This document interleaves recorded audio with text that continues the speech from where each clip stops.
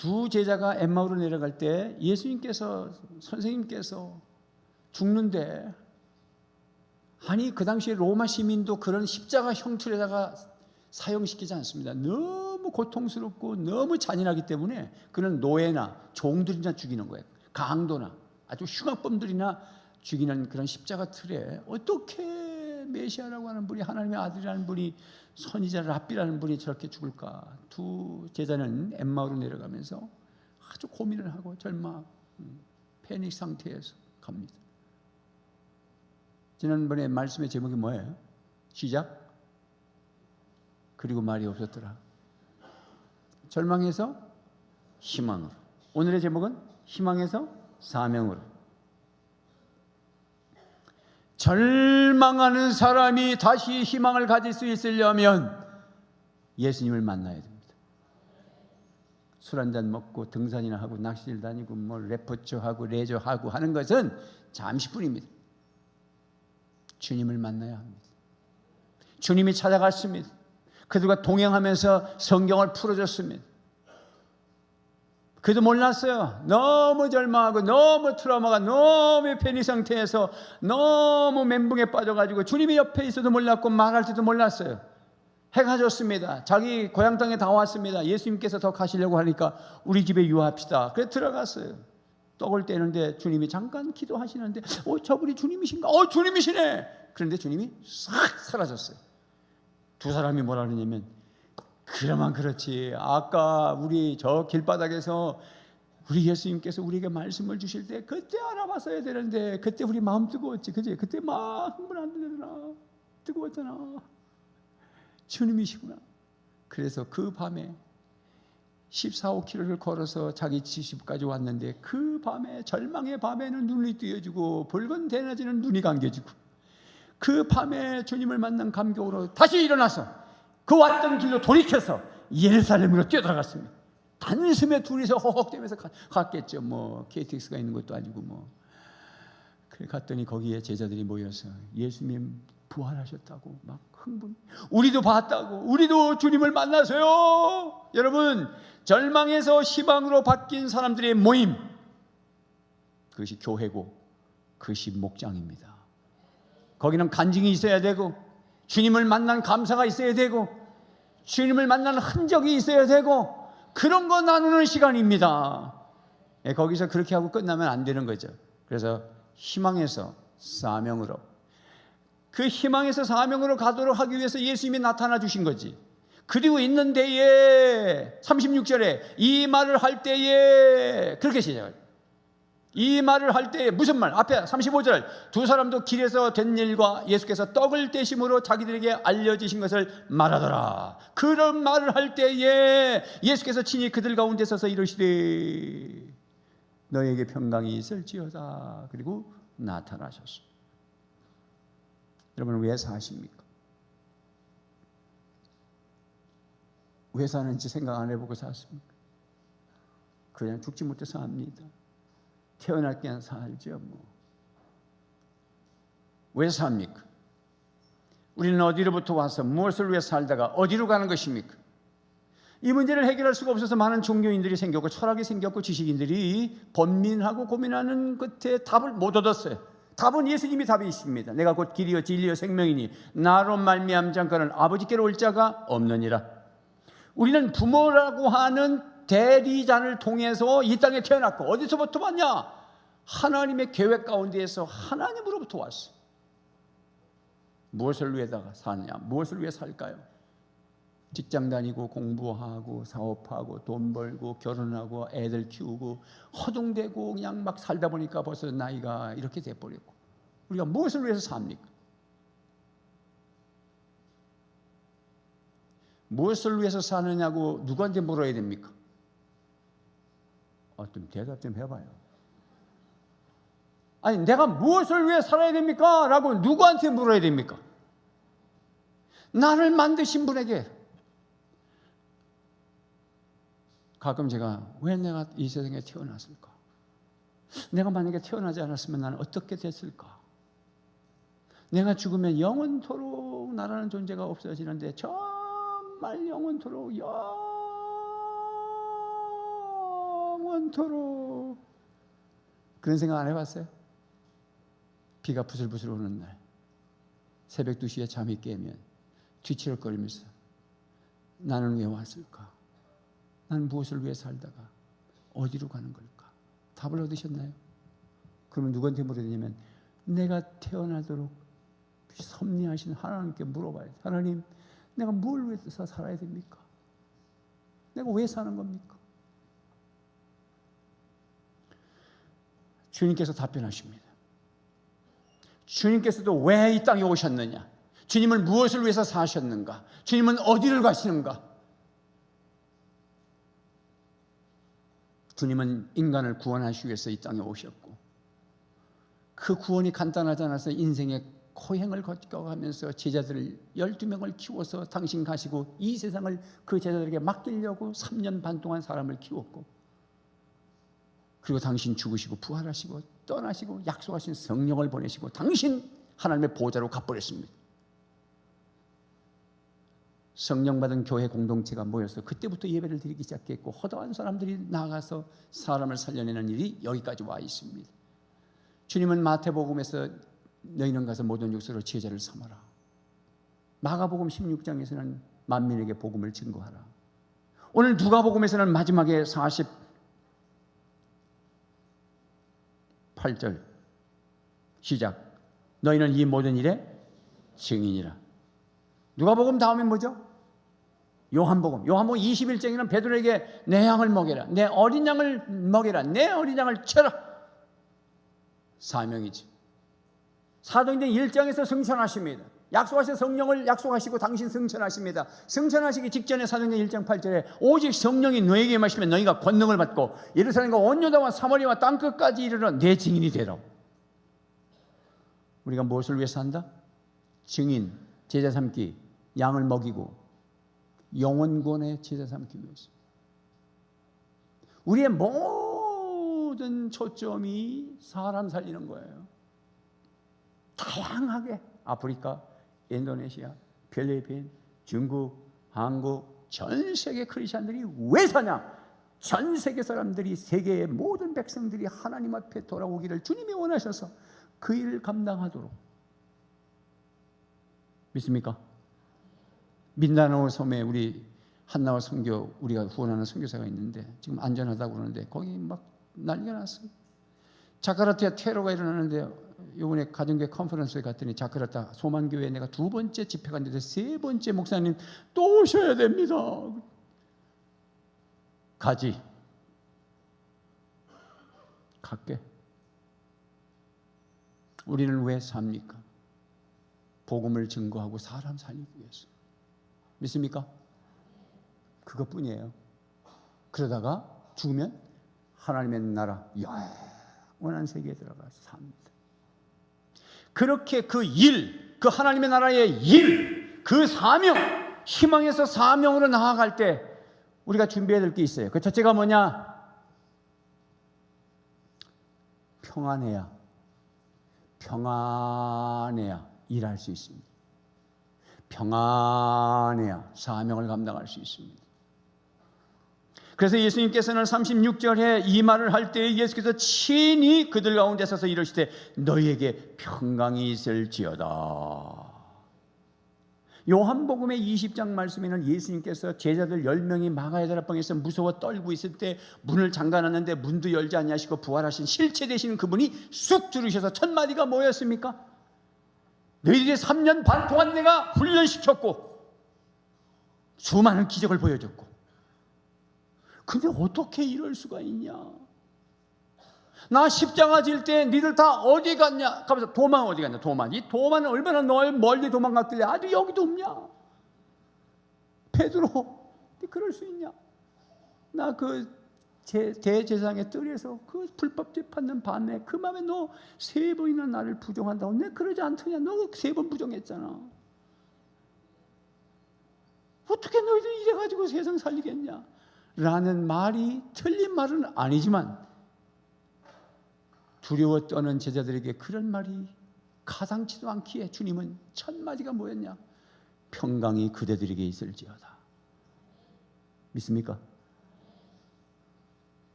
요한복음에 보니까 두 번째 제자들에게 나타났을 때는 그 도마, 너무 멀리 도망갔던 도마, 일주일 만에 거기까지 흑역되고 다시 돌아왔을 때 제자들이 우리 예수님 부활했다고 그러니까 내가 두 눈으로 확실히 보고 손가락으로 만져보지 않으면 못 믿는다 그러니까 일주일 뒤에 예수님 또 나타나셨을 때 또 첫 마디가 뭐냐면 평강이 그대들에게 있을지어다. 오늘 본문 그 설교 교환에 요한복음 20장 21절 말씀에 뭐라 그래요? 시작. 예수께서 또 이르시되 너희에게 평강이 있을지어다. 아버지께서 나를 보내신 것 같이 나도 너희를 보내노라. 예수님께서 하나님의 나라 저 천상에서 이 땅에 보냄을 받은 것처럼 나도 너희를 세상에 보내노라. 그 앞서서 평강이 그대들에게 있을지어다. 평안해야 일할 수 있습니다. 그게 두 번째 나타난 건데 요한복음에 보니까 세 번째 제자들에게 나타났을 때에는 7명의 제자들이 베드로, 요한, 거기에 안드레, 이런 7명의 제자들이 갈릴리바에 물고기 잡으러 갔더라고. 부활하신 주님을 두 번이나 보고도. 세 번째 나타났을 때는 물고기 잡으러 갔는데 밤새 고기를 잡았으나 한 마리도 못 잡았더라. 무태서 예수님께서 얘들아 고기가 있냐? 그랬더니 없습니다. 배 오른편에 그물을 던져라.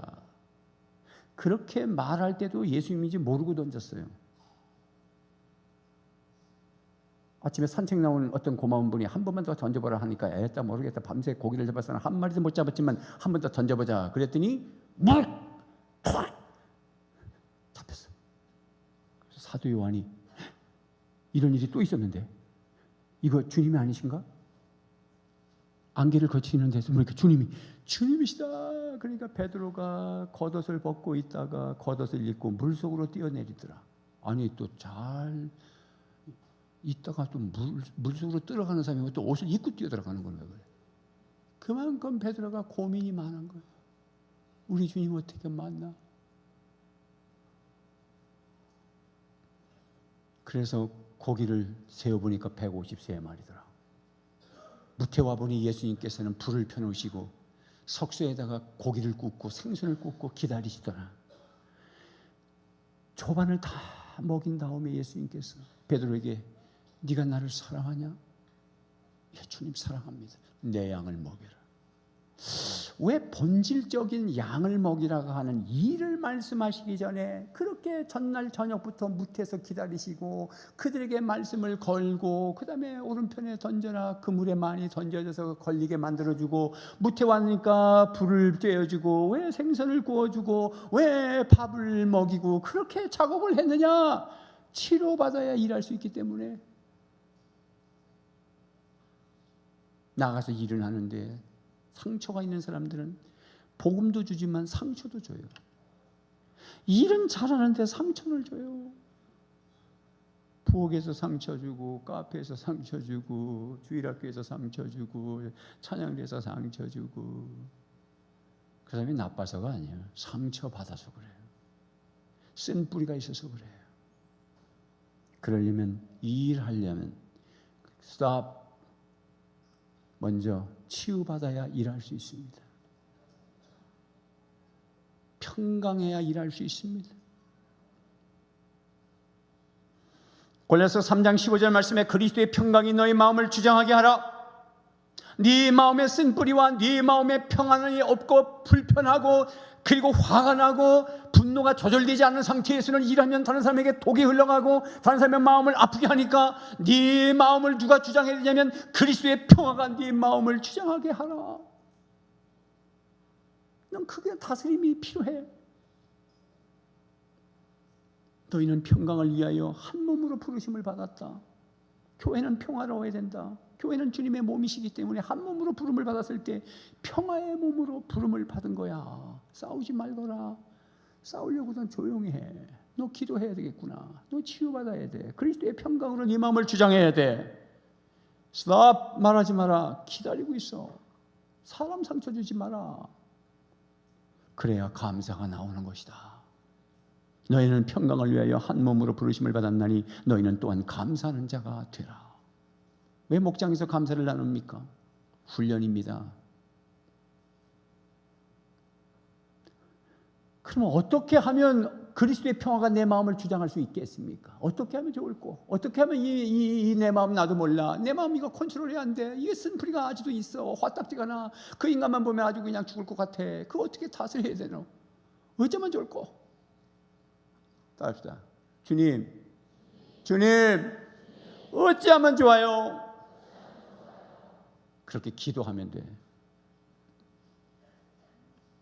빌립보서 4장 6절 7절.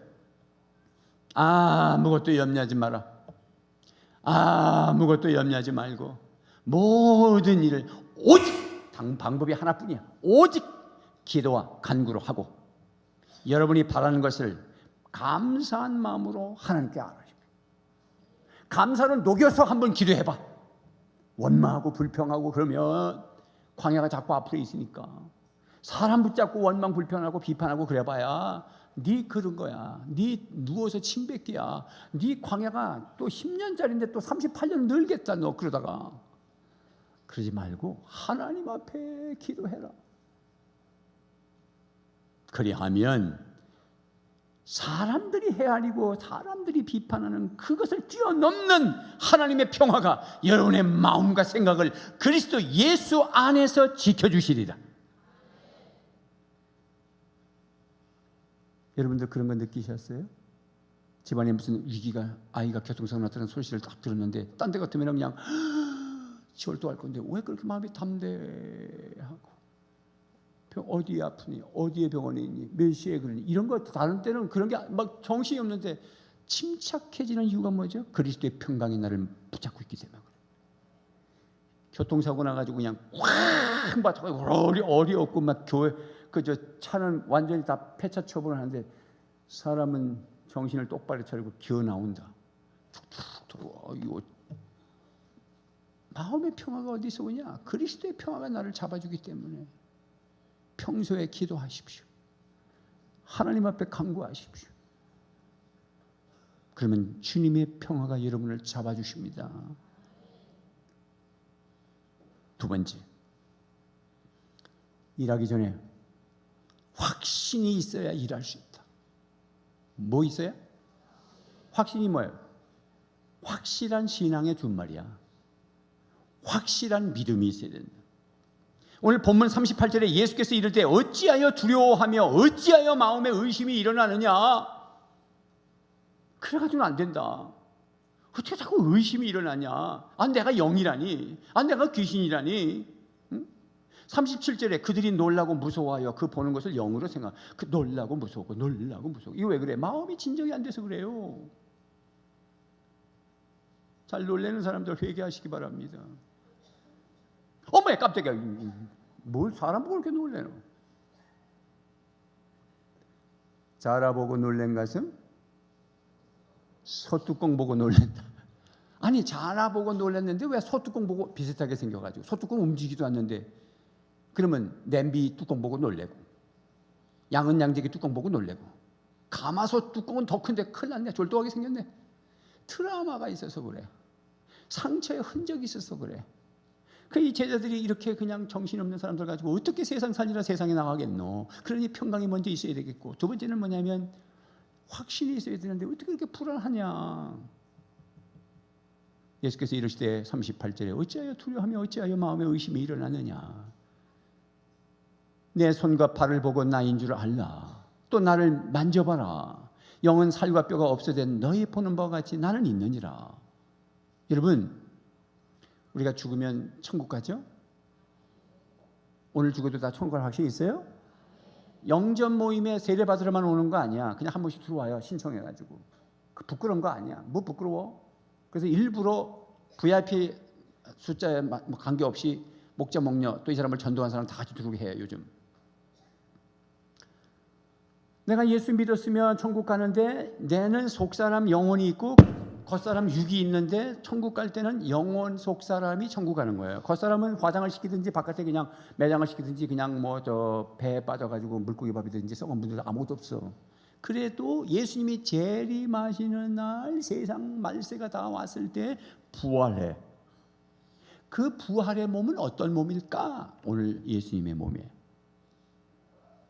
예수님은 지금 보좌에 계신데 하나님의 나라에 계신데 지금 영으로 휙 바람같이 휙 이러고 다니신 분이 아니야. 몸을 가지고 계셔. 신비하지. 불타지도 않고 우주만 나가도 공기가 없어서 공기를 싣고 나가야 되는데, 우주복을 입어야 되는데, 하나님의 나라 육신을 입고 그대로 설명하는 거예요. 영은 살과 뼈가 없을 때 너희 보는 바와 같이 나는 있느니라. 살과 뼈가 있으시다는 거잖아. 부활하셨는데 그 살과 뼈는 우주로 나가는데 지장이 없어. 하나님의 나라 가는데 지장이 없어. 그냥 그 몸으로 나중에 가신다고. 슉 올라가신다고. 그리고는 40절에 이 말씀을 하시고 손과 발을 보이시나, 41절에 그들이 너무 기쁨으로 아직도 믿지 못, 너무 기뻐서 믿지 못한다는 또 무슨 말이에요? 난 너를 사랑해. 그러므로 헤어져야 된다. 이런 말과 비슷한 것 같아요. 목사님 존경합니다. 그런데 교회는 떠나겠습니다. 쓸데없는 소리 하고 있어. 정말로 아주 인간들이, 웃기는 인간들이 참 많아.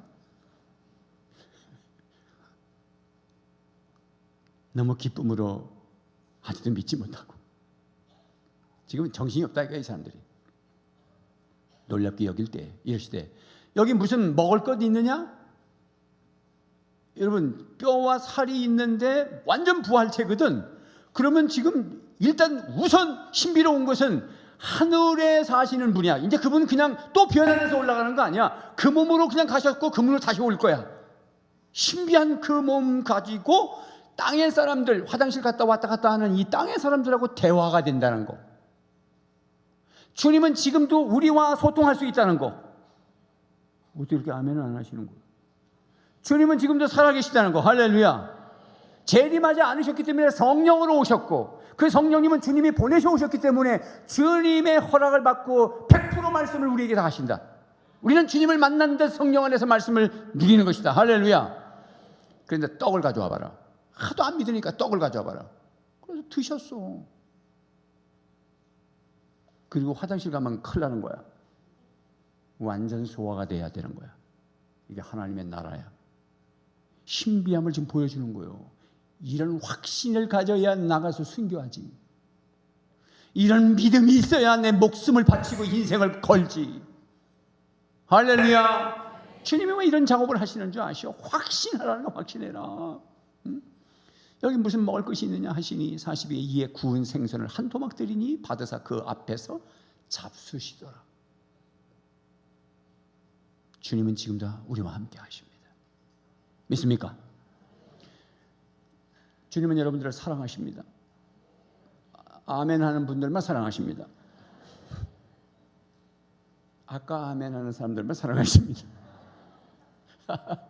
하나님은 우리를 사랑하시고 주님은 우리를 사랑하시기 때문에 우리에게 일이라고 하는 그 일은 뭐냐면, 이거 하다가 이상한 일 당하고 하다가 괜히 인생 종치는 거 아닐까? 괜히 이거 괜히 이게 짧은 인생 괜히 이거 뭐 목사님 저거 또 오늘 말씀 가지고 우리 또 유혹하는 것 같은데 일 좀 하라고. 회개하십시오. 주님은 우리를 사랑하시기 때문에 우리에게 맡겨준 그 일은 최상의 것을 맡겨주십니다. 주님은 전지하시기 때문에, 모든 걸 다 아시기 때문에 우리는 한 달 뒤에 어떻게 될지, 1년 뒤에 어떻게 될지, 언제 죽을지, 어떤 인간하고 살지, 또 내가 누구를 낳을지 아무도 몰라. 주님은 아십니다. 전지하시기 때문에 주님이 나를 이끌어 가시는데 실수함이 없으십니다. 믿습니까? 그럼 주님 따라가야 되는 거예요. 예수님 따라 살기로 했네. 예수님 따라 살기로 했네. 예수님 따라 살기로 했네. 뒤돌아서지 않겠네. 믿습니까? 그래서 몸소 부활하신 걸 보여주고 확신을 주고, 그리고는 거기서 끝나지 않았어. 말씀을 주신다. 꼭꼭 말씀. 44절에 또 이르시되 내가 너희와 함께 있을 때에 너희에게 말한 바 곧 모세의 율법과 모세오경입니다. 선지자 율법과 선지자들, 시편에, 그러면 구약성경 전체입니다. 를 나를 가리켜 기록된 모든 것이 이루어져야 하리라 한 말이 이것이니라. 부활했다는 것을 보여주는, 이게 성경대로 된 거야. 이에 그들의 마음을 열어 성경을 깨닫게 하셨다. 마치 엠마오로 내려가는 두 제자에게 마음을 뜨겁게 했던 것처럼 그 자리에서 또 마음을 열어서 성경을 깨닫게 했더라. 믿습니까? 이한희 목사가 이렇게 지금 그냥 막 대충 하고 내려가면 되지 뭐. 그러나 말씀을 깨달아야 믿음이 생기거든.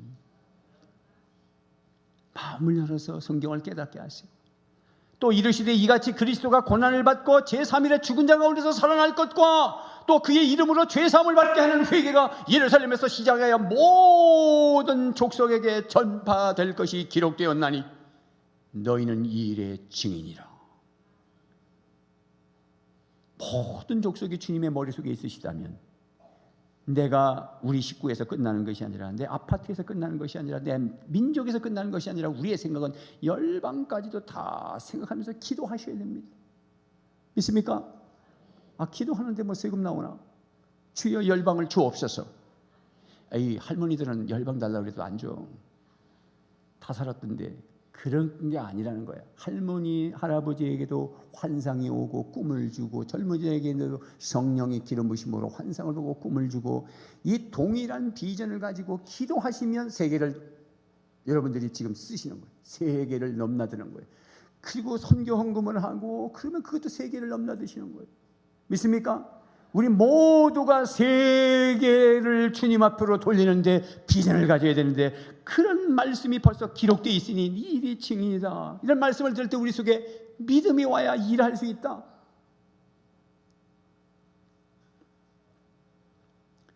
그래서 믿음이라는 건 다른 것도 없어.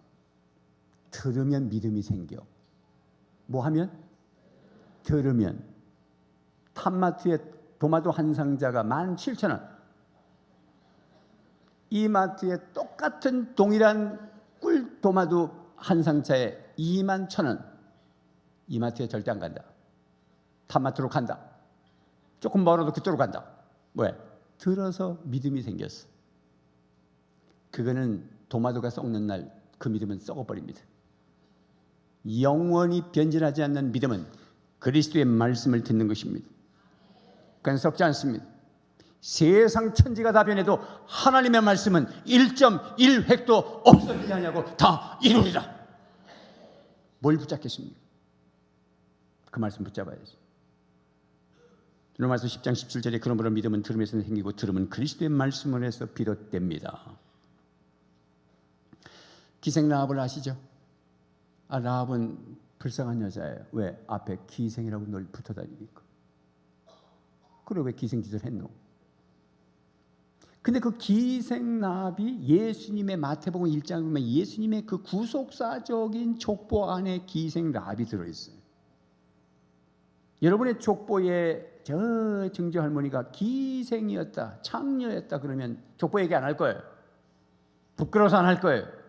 그런데 아브라함과 다윗의 자손 예수 그리스도의 계보라. 그리고 마태복음 1장에 쫙 나오는데 기생 라합은 나온다고.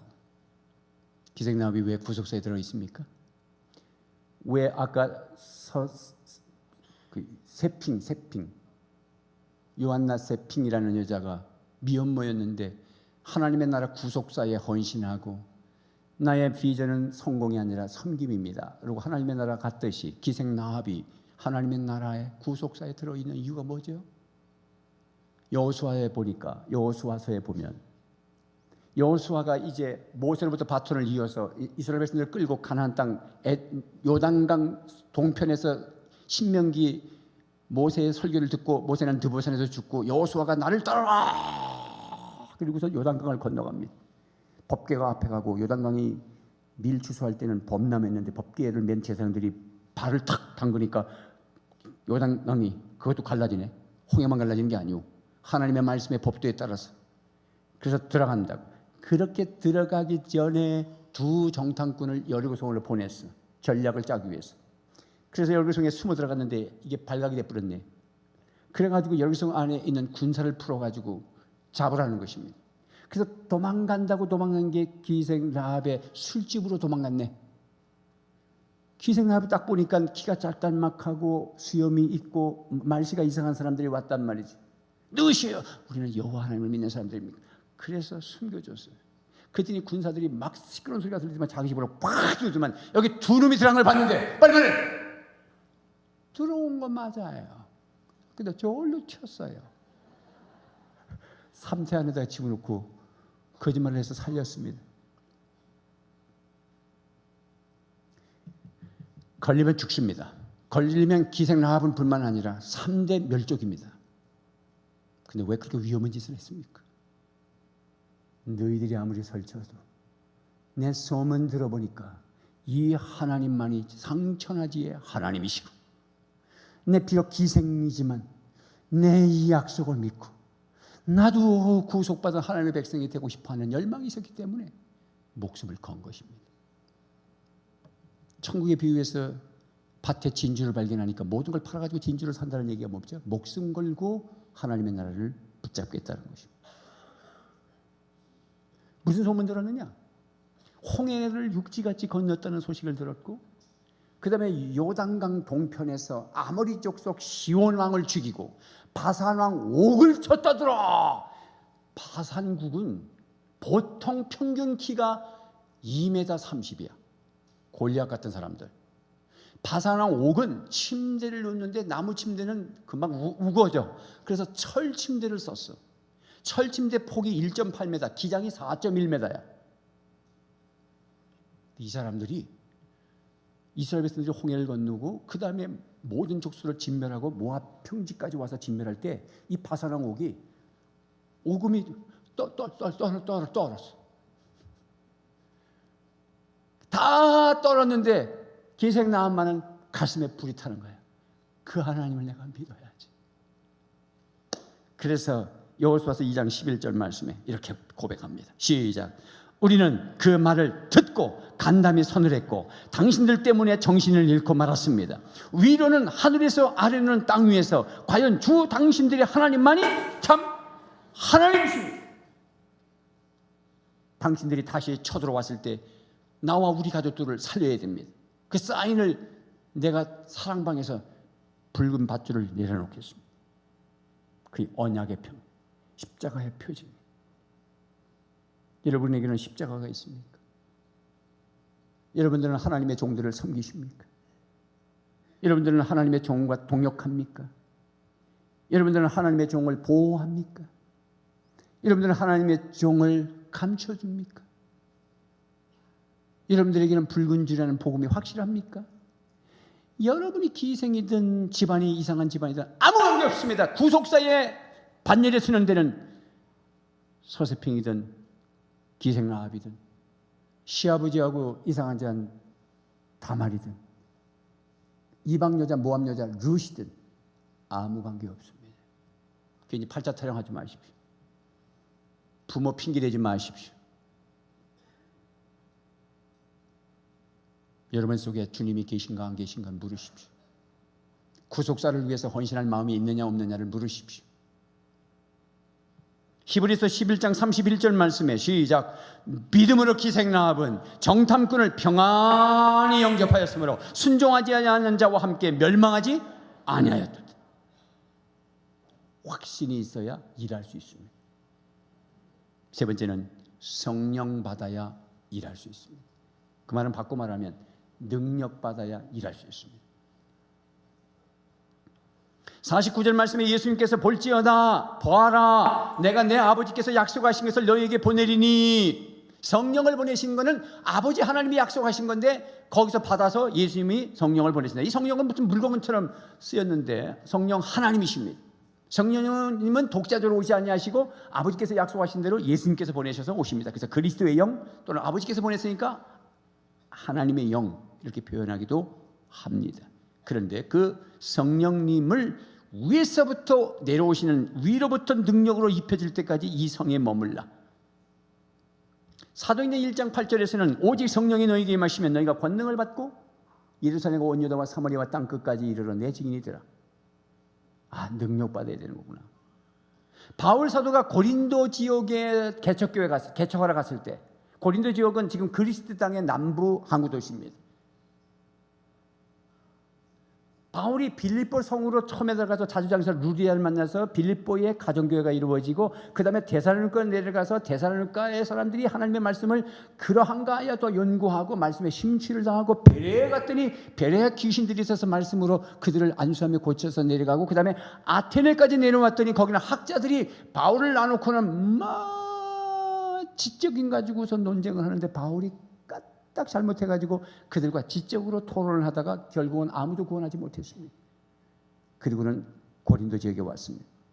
고린도 지역에 오니까 우상, 그리스 신전이 그냥 우상 단지가 있고 여자들이 그냥 속옷인지 겉옷인지 모르는 그런 그냥 살이 비치는 것을 입고 완전히 향불 냄새가 나고, 이야 여기다 어떻게 개척교회를 한단 말인고. 그래서 고린도서 2장 3절 말씀에 보면 바울이 심히 떨었더라. 아테네에서 말 가지고 안 됐고 데살로니가 베레와 빌립보에서는 악한 귀신들이 막 쫓아나는 놀라운 권능의 사람이었는데도 불구하고 고린도에 와서는 떨었습니다. 고린도는 어디냐? 대한민국의 남쪽 항구 도시 부산과 비슷합니다. 부산에는 조폭들이 왔다 갔다 하고 주먹질하는 영화는 다 부산에서 찍고, 부산에는 천불사, 내원사, 천불나는 차들이 돌아다니고 90% 이상이 복지관이 다 불교회사 운영하고 러시아인들이 배들이 막 닿고, 러시아인들은 좀 난잡합니다. 성적인 문란이 있습니다. 부산은 영적으로 더럽습니다. 그 정도가 아닙니다. 과거에는 신전에 가야 더러웠는데 우리는 스마트폰에 이미 손에 잡고 우상을 붙잡고 삽니다. 더러운 것을 여러분들은 깨끗하게 사용할 수 있습니까? 여러분 스마트폰을 주님과 경건의 삶을 살기 위해서, 주님과 교제하기 위해서 사용합니까? 그 스마트폰 때문에 여러분들은 지금 시간을 다 빼앗기고 성경 한 절 읽은 적 없고 하나님 말씀 묵상한 적도 없고, 그렇게 해서 몇 번이고 다짐했어도 또 그것 때문에 무너지지 않았습니까? 특히 젊은이들. 옛날에 그냥 다이얼로 전화를 했던 그런 백색 다이얼, 흑색 다이얼 전화가 있었을 때, 공중전화에서 이렇게 줄 서가지고 전화 한 통화 했을 때 그때가 우리가 훨씬 깨끗했어요. 지금은 손 안에 우상단지를 들고 다닙니다. 예배 시간에도 까똑, 나 지금 예배 중이야, 끝나고 전화할게, 찌랄덜하고 앉아있고.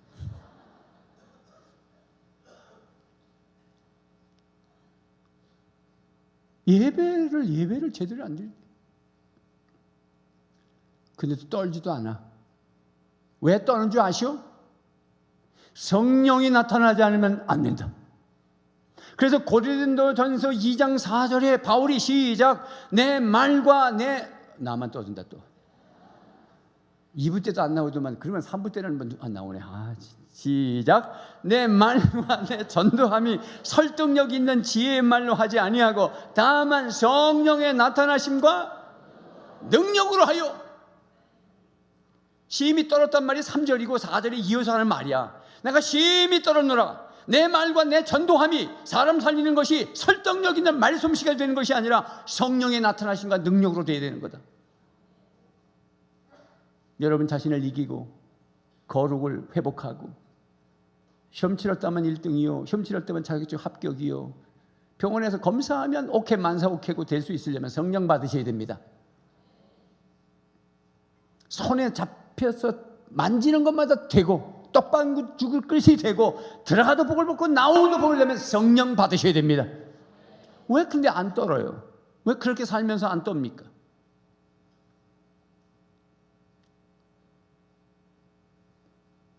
떠셔야 됩니다. 되는 건가 하는 건가. 내가 하면 하는 것이고 성령이 하시면 되는 겁니다. 오직 성령이 너희에게 하시면 너희가 권능을 받고 예루살렘과 온 유다와 사마리아와 땅 끝까지 이르러 내 증인이 되는 것입니다. 나를 따라오너라. 내가 사람을 낚는 어부가 되게 하시는 것입니다. 나는 나무며 너희들은 가지니 너희가 나에게 붙어 있으면 포도나무 열매가 절로 맺나니 너희가 내 안에 거하고 내 말이 너희 안에 거하면 무엇이든지 원하는 대로 구하라. 그리하면 이루시리라. 너희가 나를 떠나서는 아무것도 할 수 없느니라. 성령의 나타나심과 능력으로 되는 줄로 믿으시기를 바랍니다. 그러려면, 성령 받으려면 첫째, 기다려야 합니다. 뭐 해야 된다? 기다린단 말이 무슨 말이에요? 설치지 말고 일하라 뛰어나가지 말고 성령 받고 나가라 이 말이에요. 사람 만나러 가는데 성령 받고 기도하고 성령 받고 나가시란 말이에요.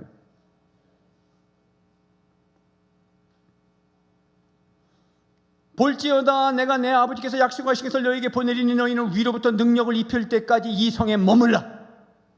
사도행전 1장 4절로 들에 사도와 함께 모이사 그들에게 분부하여 이르시되 예루살렘을 떠나지 말고 내게서 들은 바 아버지께서 약속하신 것을 기다리라. 5절에 요한은 물로 세례를 베풀었으나 너희는 몇 날이 못 되어 성령으로 세례를 받으리라 하시느니라. 기다렸다 받습니다. 중요한 일을 결정할 것 같으면 기도하시고 성령 받으시기 바랍니다. 그래서 두 번째는 기도해야 합니다.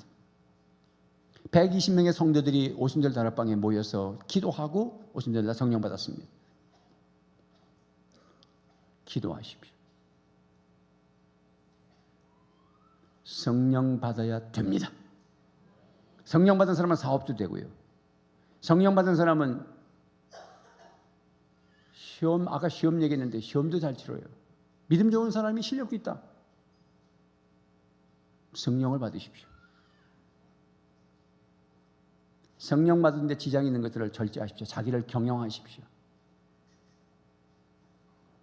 원칙을 세우십시오. 나는 절대 침상으로 휴대폰을 가지고 들어가지 않는다. 자빠져 자기지 않고 나는 주무실 거다. 주무시는 사람들은 시편 5편을 읽고 잠언 1장을 읽고 주무신다. 원칙을 정하십시오. 새벽엔 못 나오지만 어느 한 시간을 내가 엎드려서 기도한다.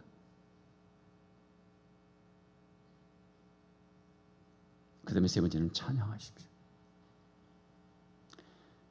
놀라운 사실은 사도행전 1장이나 누가복음 마지막 장이 누가가 기록한 거거든. 다 누가복음도 누가가 기록했고 사도행전도 누가가 기록했는데 누가복음 다음에 요한복음이 아니라 사실은 사도행전이 붙어 있는 거예요. 그래서 누가복음 52절 53절은 그들이 그에게 경배하고 큰 기쁨으로 예루살렘에 돌아가 늘 성전에서 하나님을 찬송하니라. 그래놓고 사도행전 1장에 보면은 그들이 돌아갔더니 120명의 성도들이 날마다 기도에 힘썼더라. 그러니까 기도만 한 것이 아니라 찬양도 했다는 거예요. 찬양할 때 성령 받을 수 있습니다. 운전을 하고 차에 딱 타시면 시동 걸면 뽕짝이 나오면 안 됩니다. 세상 뉴스가 나오면 안 됩니다. 뉴스 들으면 우울증 걸리는데 뭘 차까지 들고 다니면서 뉴스를 또 듣습니까? 설교 테이프가 나오든지 찬양이 나오든지 항상 자기를 경영하십시오. 영적 감각을 잃어버리지 마십시오. 집에도 찬양 테이프가 확확 돌아가야 되고 4시부터 30분 동안 찬양합니다. 젊은이들에게는 찬양이 필요합니다. 왜? 얘들은 한 주간 동안의 세상에 우리보다 더 타락하고 더 악한 유혹 속에 살았기 때문에 이 귀를 깨끗하고 마음을 깨끗하려면 찬양해야 합니다. 다운이 됐다가도 CCM 몇 번 들으면 다시 업되는 게 젊은이들의 생태입니다. 그래서 어른들이 4시부터 30분 동안 찬양할 때 너무 힘들다고 하지 마시고 기다려 주셔야 됩니다. 다음 세대를 살리기 위해서. 그리고 일찍 들으십시오. 4시에 또 들어와가지고 모르는 찬양이지만 중얼거리고 한번 해봐요. 내 안에 악한 귀신이 나가고 악한 질병이 나가고 악한 습관이 떨어져 나가고 악신 들렸던 사울왕이 악신이 들렸어. 악신 사울왕 왕이 귀신 들렸단 말이에요. 그걸 못 고치는 거예요. 그걸 못 고치지. 정신분열 이거 못 고칩니다. 귀신 들려가지고 말이에요. 그냥 정신병원 정신과에서 약 처방 받으면 돼요. 근데 귀신 들린 것은 정신병원에서 안 되는 겁니다.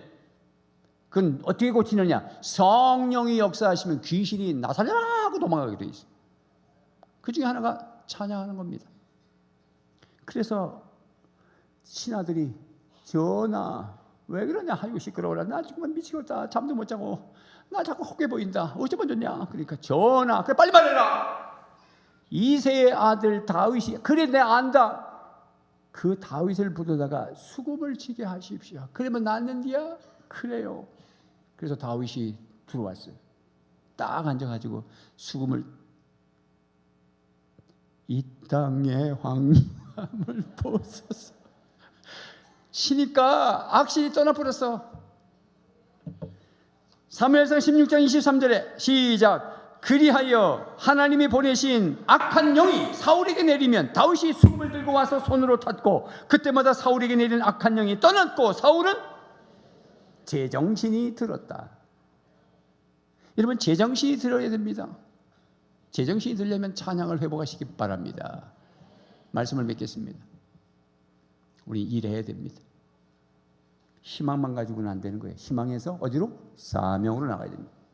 그러려면 첫째, 평강해야 됩니다. 그 말은 다시 말하면 치유받아야 일할 수 있습니다. 두 번째, 확신이 있어야 됩니다. 믿으셔야 합니다. 주님은 사랑의 하나님이라서 우리에게 시킨 일은 최상의 것이고 주님은 전지하신 하나님이시기 때문에 우리의 앞길을 확실하게 알고 끌고 갈 거니까 걱정하지 말고 믿고 따라가고, 주님은 능력의 하나님이시기 때문에 우리에게 따라다니면서 능력을 주실 것이다. 그래서 성령 받고 능력 받아야 일할 수 있다. 한여름을 이길 수 있는 비결이 세 가지 다 나왔습니다. 수요일날 성령 집회 때 와서 기도하고 찬양하십시오. 몸부림치십시오. 그래서 이기셔야 됩니다. 병도 이기시고 자신의 상처도 이기시고 자신의 잘못된 습관도 이기시고 모든 악을 이기시고 여러분의 가정에 천국이 임하고 여러분의 마음에 천국이 임하고 평안해야 평안을 정하게 될 것입니다. 그래서 상받는 인생이 되시기를 주님의 이름으로 축원합니다. 기도하겠습니다.